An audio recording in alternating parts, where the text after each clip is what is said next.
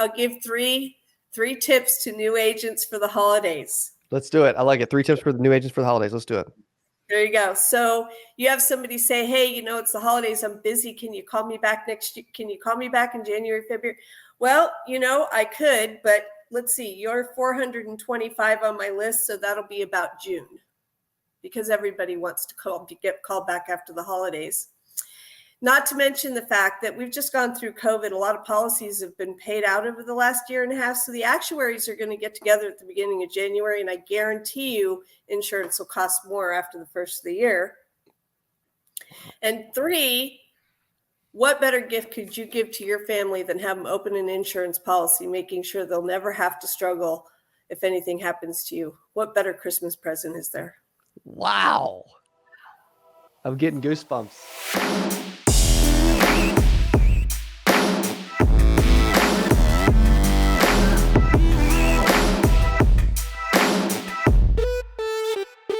Happy Thanksgiving. Welcome back to the CA Power Players podcast. Normally every Tuesday, 8 a.m. Central Standard Time. Today, it's Thursday. It's Thanksgiving. Happy Thanksgiving. We're releasing this as a special Thanksgiving episode. I'm grateful for my relationship with Lori Stai. I'm excited that she's on the show. So, Lori, welcome to Power Players. Thank you, Cody. I'm very grateful for the opportunity.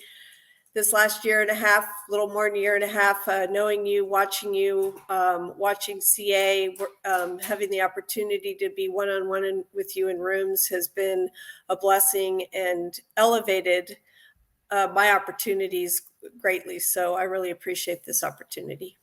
Well, thank you so much. You've got a very, very impressive, unique background with a lot of experience in different types of careers. You've been in the insurance industry for, you said about just under 2 years? Yes. Okay, just under 2 years. And talk through really quick what you've accomplished to really get people's attention, because you've done, like, your first full 12 months. Do you remember, do you know how much you earned? Well, my first full 12 months, was not my income itself. My written business was good, but the income itself, as you know, was about $37,000. Okay. I wrote a lot of APV, but as you come into this business, you learn the quality of the business you write as opposed to the quantity. Yes. And sometimes, and it's a learning curve.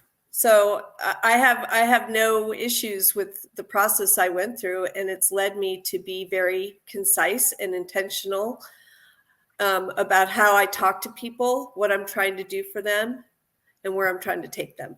Yes, I love that. So well spoken too. You are, and what are you really accomplishing now? Like, what has changed? Because I really feel like you're operating at a very high level. You're very intentional. You're very focused. You're very serious.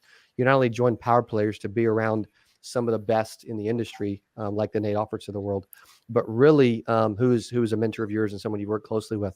But what's really changed? Because I feel like you're operating on a very different level than a lot of people that we get to see. Well, what's changed for me is that the first year I was here, just opening the door to this business, especially around the people I opened it with, yourself, Nate Offert, Coach Michael Burt, not in insurance, but high-level coach in business.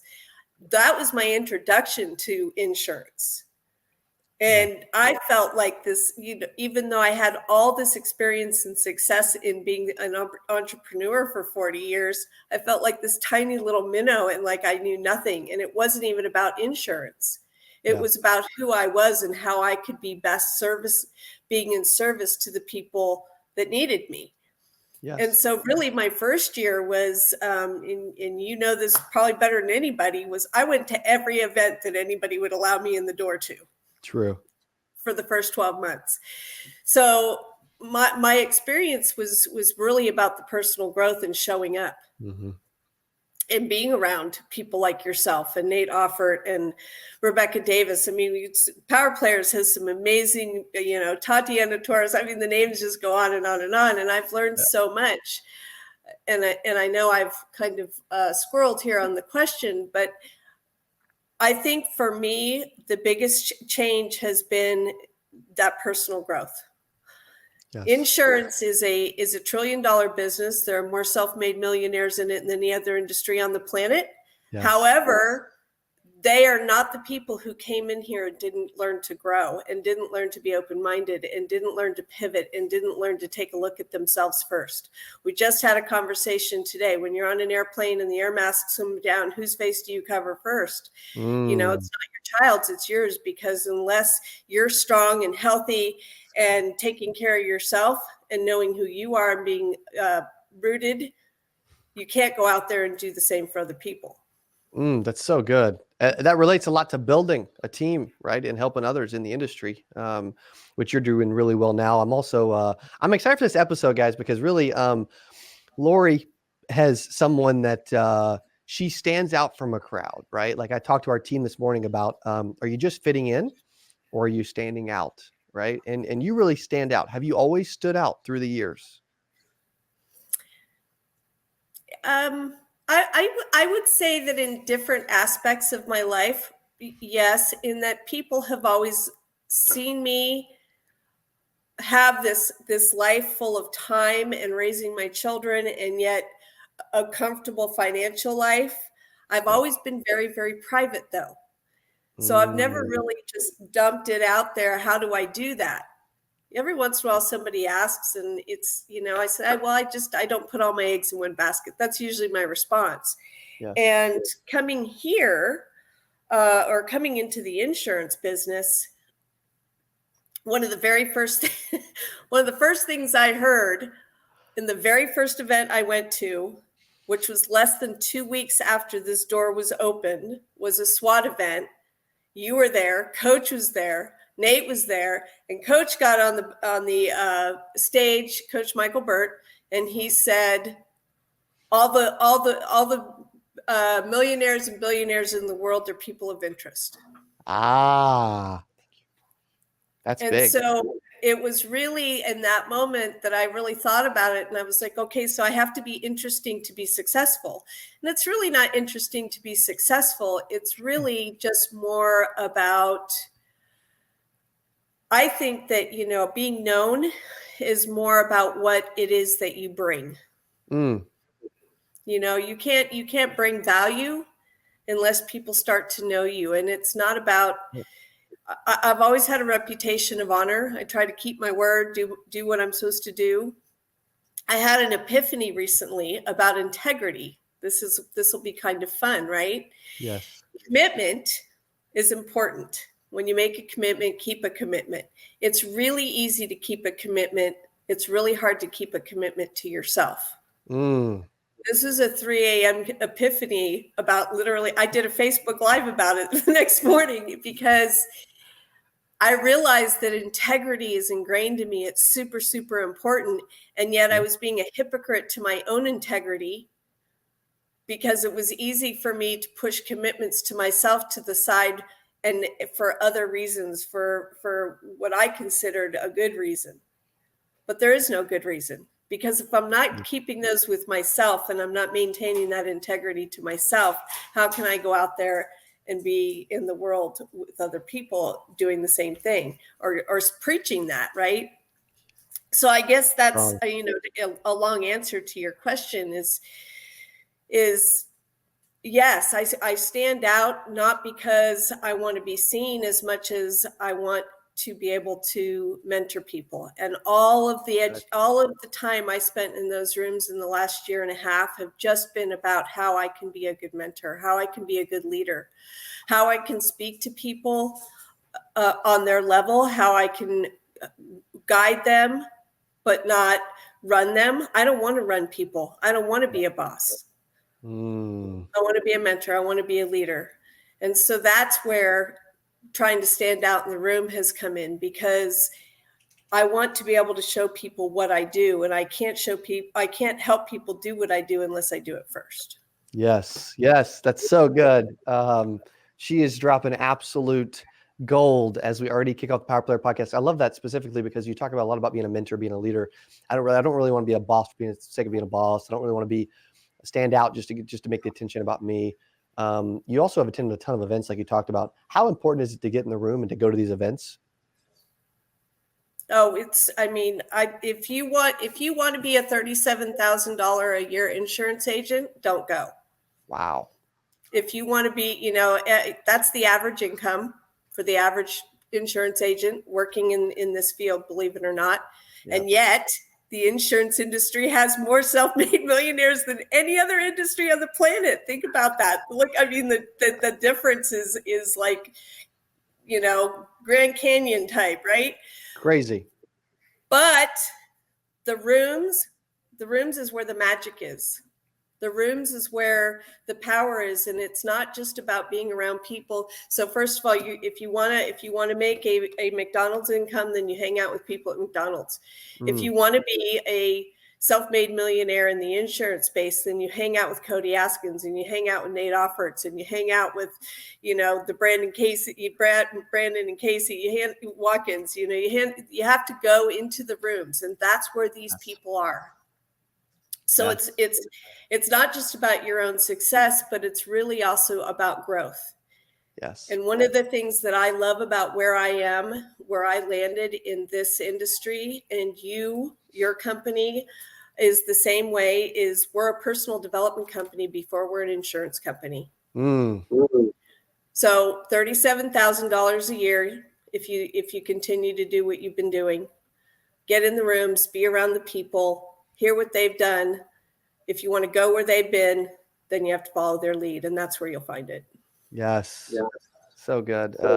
Have you always got in the rooms previously, or is that something you've done more of since you got in insurance? No, I mean, over the last 40 years, there's been seminars, there's been things that have come up there, you see something, you hear somebody, you think, okay, I'm going to go listen to them live. But I can tell you right now, I invested more financially in 2021 or 2020 in personal growth and being in rooms and traveling to places to be in rooms, even during COVID, than I have in my entire life. Wow. And go ahead. Yeah. Have you seen that trickle? And have you seen an effect in 2021 because of the investments you made in 2020? Absolutely. What's more, but it's not just me, it's other people have. And that's huge for me. When I hear somebody say, I see the difference in you since I met you. Wow. That's huge. And what that does is it instills confidence in me that I can go out there and I can pass on this to other people. And see, when we recruit other agents or other people to be agents, I don't see that as me creating a team that gives me income. What I see that as is passing on a gift that was already given to me. It's an opportunity to guide them into something that they get to choose what they do with it, right? Some do it, some don't. Coach would say some will, some won't, so what? That's right.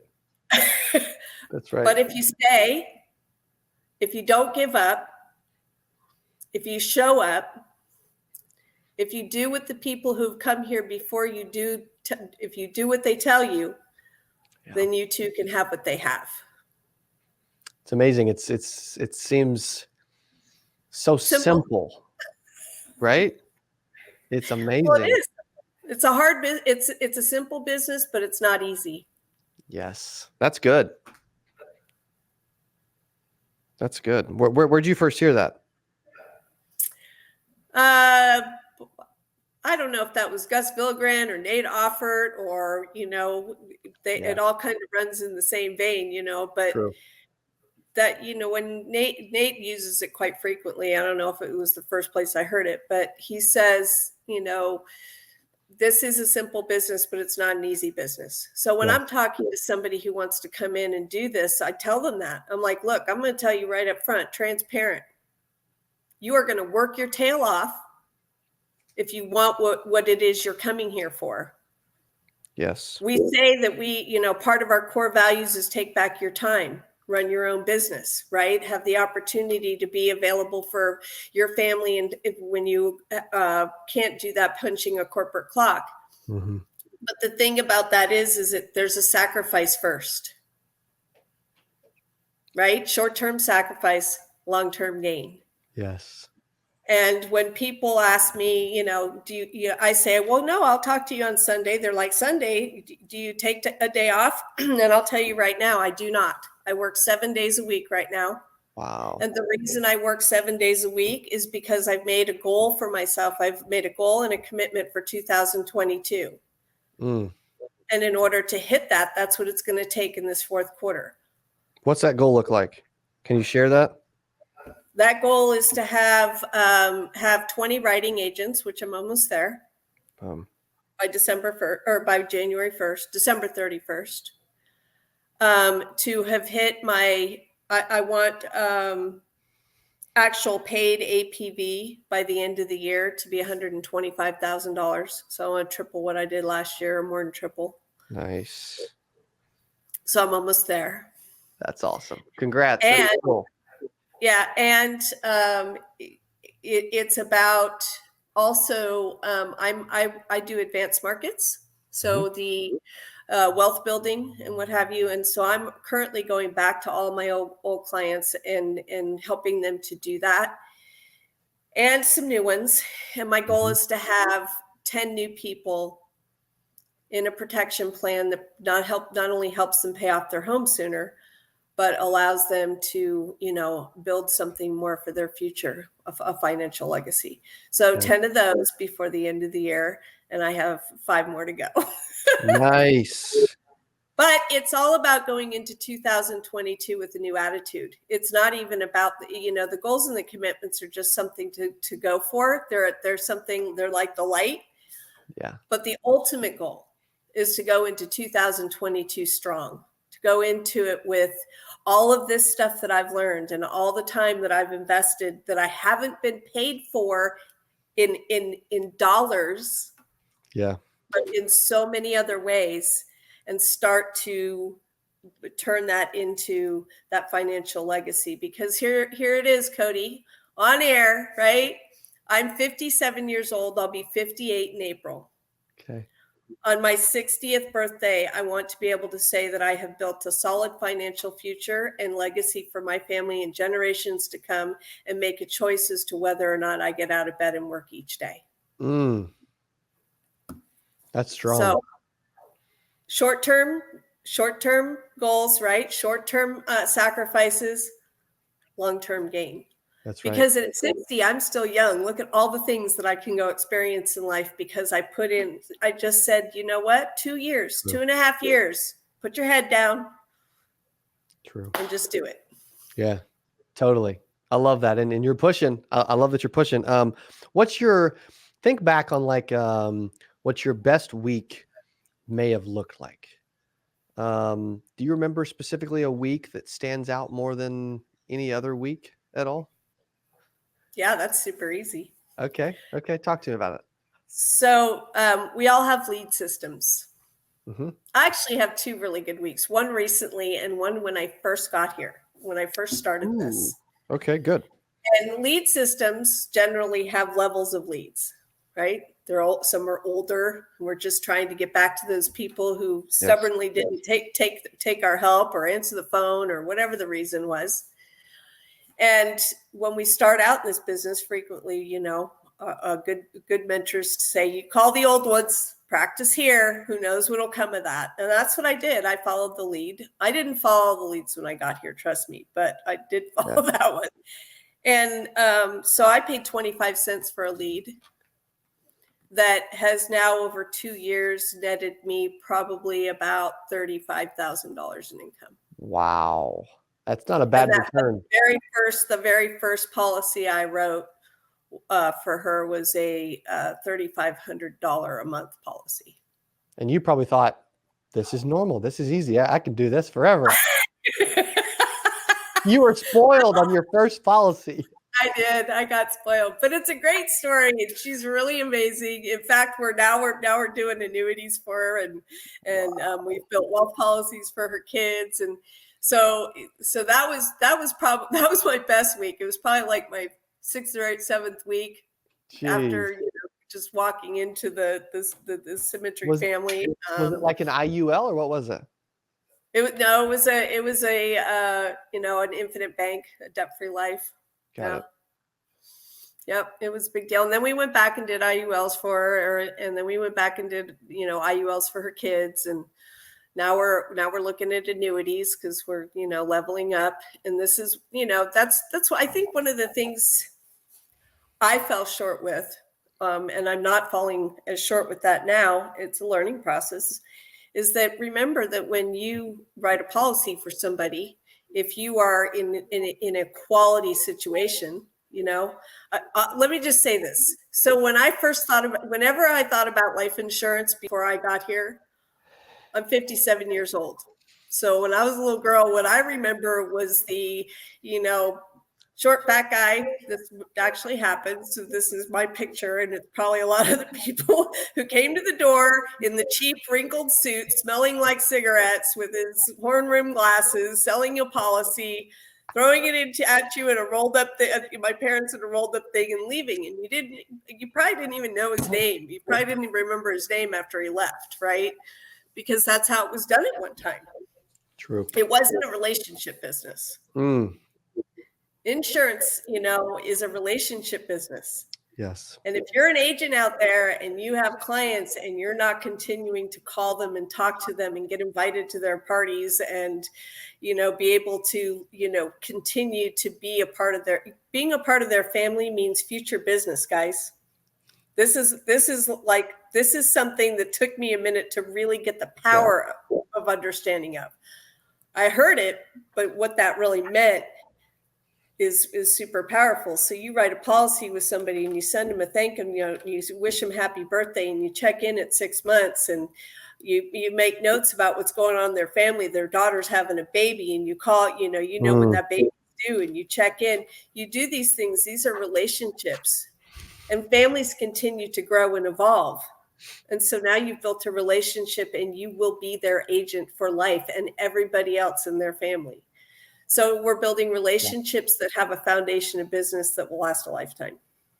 That's amazing. And we are. Yeah, that's exactly what we're doing. We really, really are. So you took a 25-cent lead and turned into $42,000 worth of premium over the first year. Yeah, that doesn't suck at all. That's amazing. Okay. And then you said you had another recent really good week. About, I think it was last month, or maybe it's September. It was just one of those weeks where I actually didn't book a lot of appointments. How many did you book? I think I booked 8 that week. I shoot for 12 to 14 a week. I'm actually moving that up now, right? Because we're in that fourth quarter push. I have 12 already on the books this week. I'm not done yet. I have appointments on Thanksgiving morning, just for any of you that, this morning. Yeah. And for those that realize this, like, we're recording this on a Monday, right? I'll be honest about that. We say happy Thanksgiving. It's now you're listening on Thanksgiving Day or after, whatever. But it's Monday. She's already got 12 appointments, and she's running appointments on Thanksgiving Day. Well, people are home. Yes, they are. And all they're doing before noon is waiting for the turkey to cook. True. Waiting for football and turkey. That's right. There you go. So why not? But, and you guys, if you are listening to this and you're a new agent, remember, one of the things that I am so blessed about learning in this industry is people like to slack off because it's the holidays. But let me ask you this question. If you're slacking off during the holidays, you're giving up the best quarter of the year. Okay. Goodness. So I have learned that, first of all, we just came through COVID. We're not even out of it. So I'll give three tips to new agents for the holidays. Let's do it. I like it. 3 tips for the new agents for the holidays. Let's do it. There you go. So you have somebody say, hey, it's the holidays. I'm busy. Can you call me back next year? Can you call me back in January, February? Well, I could, but let's see. You're 425 on my list. So that'll be about June. because everybody wants to get called back after the holidays. Not to mention the fact that we've just gone through COVID. A lot of policies have been paid out over the last year and a half. So the actuaries are going to get together at the beginning of January. And I guarantee you insurance will cost more after the first of the year. And 3, what better gift could you give to your family than have them open an insurance policy, making sure they'll never have to struggle if anything happens to you? What better Christmas present is there? Wow. I'm getting goosebumps. I'm getting goosebumps. Who else is, let me know in comments, who else is getting goosebumps? That was so good. That was so good. And you actually use that too, don't you? Every day. Wow. Right now, this is what you're getting. If you're out there dialing, you're hearing, oh, can you call me back? Can we schedule this after the holidays? Yes. Yes. That's so good. Man, that's so good. I love that you say that and you're direct and you're honest. Most agents are scared to say all of those things. Well, I was scared to say, this is a new thing that I'm working through with my new agents is telling them, hey, look, it took me a year, probably closer to a year and a half. Mm-hmm. And I'm, you understand this, Cody, I'm a red. I'm very direct. I'm very, but what all that means is that I'm a more aggressive personality. For those of you who don't know what that means, but I'm still like nice when it comes to people. I was still raised with that idea that the client and the customer are always right, which guys, they're not. Doesn't mean that, and so we live in a culture now where it's okay to tell them they're not right. Constructive communication. So I used to say, well, if you this is here to help you. I don't say that anymore. Somebody hangs up on me, they get a text saying, I just want to know what it looks like for you tomorrow.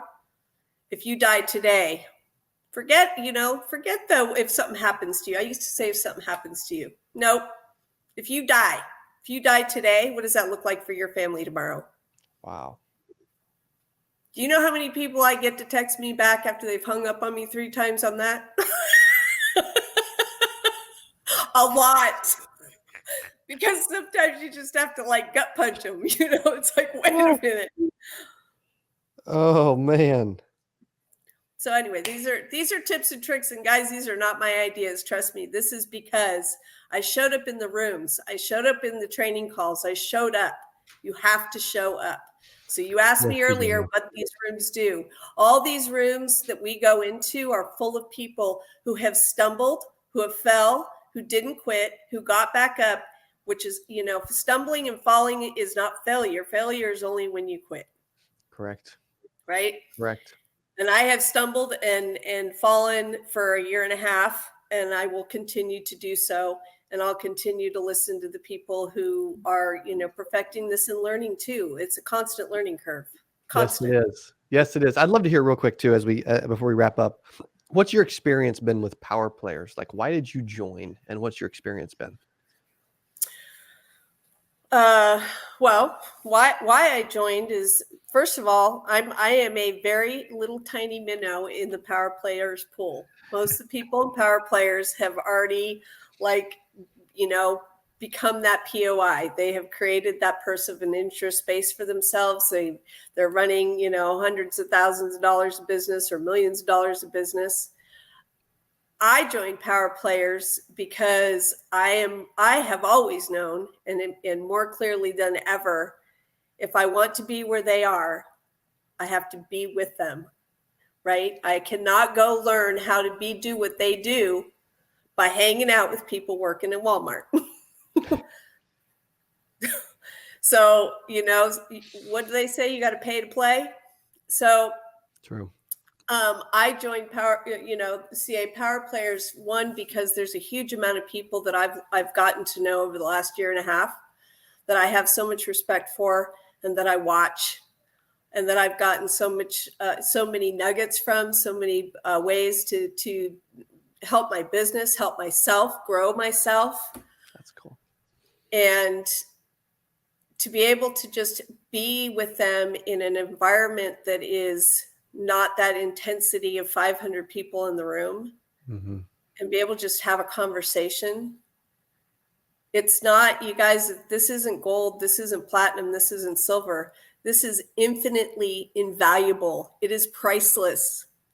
There is no price tag on that. Zero price tag. Wow. That's cool. Thank you for sharing that. I appreciate you being a part of it. As we wrap this up, if someone wants to reach out to you, they want to learn from you, they want to ask you a question, whatever, right? Obviously you got social, you're active on Facebook, maybe you'll give them your email, whatever, right? How do you recommend they do that? They can use my phone number, text me, call me, 425-577-3050.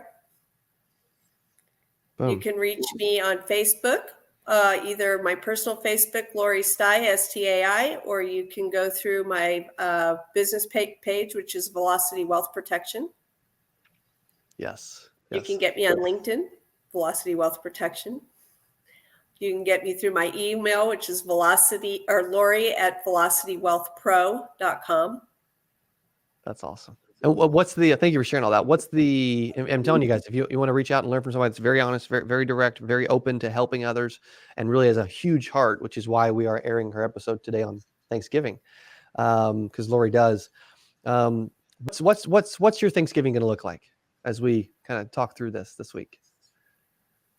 Well, so our team had our Friendsgiving yesterday here at my home last night. So we all got together, and just because if in this business, the bonding of people in the team, and Cody, you know that you do that better than probably anybody I've seen as far as bringing your team together and bonding on a different level than business. But yeah. So we did that yesterday. But my Thanksgiving is the opportunity currently to help two families. One will be into a better wealth position through a policy we're doing for them. The other is just a regular appointment. Haven't really engaged with this family yet. So that'll be Thanksgiving morning. And then I have the opportunity to go out to my son and my daughter-in-law's little farm and, hang out with the kids and throw frisbees and play football and ride the horses and yes, eat and be blessed and thankful and full of gratitude. That's awesome. That sounds like an amazing day. Well, you've done an unbelievable job on this episode. I really appreciate you. I appreciate you being a part of Power Players, and I appreciate you sharing and helping all of our agents that are listening today. I appreciate you, Cody. Thank you. Thank you. Okay, everybody. Happy Thanksgiving to you. Okay, give it up for Lori Stai. Thanks for listening to CA Power Players podcast. Normally every Tuesday, 8 a.m. Central Standard Time. Today, special episode in honor of Lori Stai hanging out with us. Thanks for listening to Power Players. We'll see you on the next one. If you love this video, I got another one that you're going to love.